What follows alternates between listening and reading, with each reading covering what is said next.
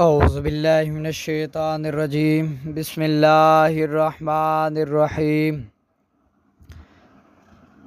السلام علیکم معزز سامعین کرام، آج کی ہماری ویڈیو دعائیں قبول کیوں نہیں ہوتی اس کے بارے میں ہے۔ آپ سے گزارش ہے کہ آپ اگر ہمارے چینل پر نئے ہیں تو چینل کو سبسکرائب کر دیں اور بیل آئیکن کے بٹن کو پریس کر دیں تاکہ نئی اسلامی ویڈیو آپ تک بر وقت پہنچتی رہے۔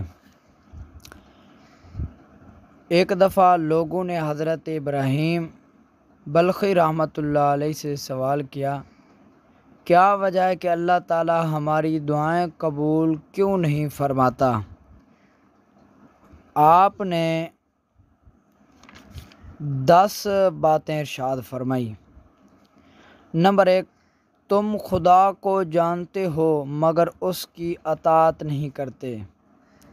نمبر 2، رسول اللہ صلی اللہ تعالیٰ علیہ وسلم کو پہچانتے ہو مگر ان کی پیروی نہیں کرتے۔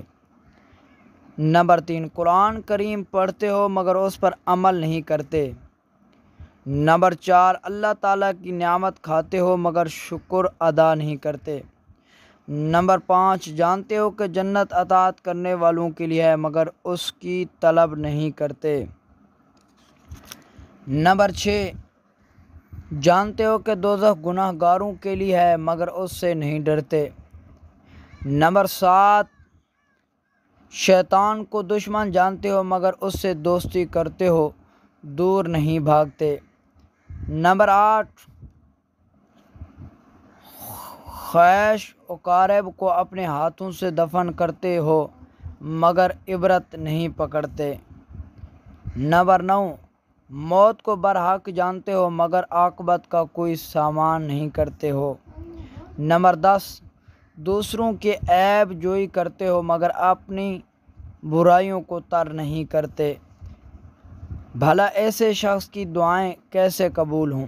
اللہ تبارک و تعالیٰ سے دعا ہے کہ اللہ تعالیٰ ہمیں ان کاموں سے بچنے کی توفیق عطا فرمائے۔ اللہ تبارک و تعالیٰ ہمیں ہر وقت اپنا شکر گزار آدمی بنائے۔ آمین ثم آمین۔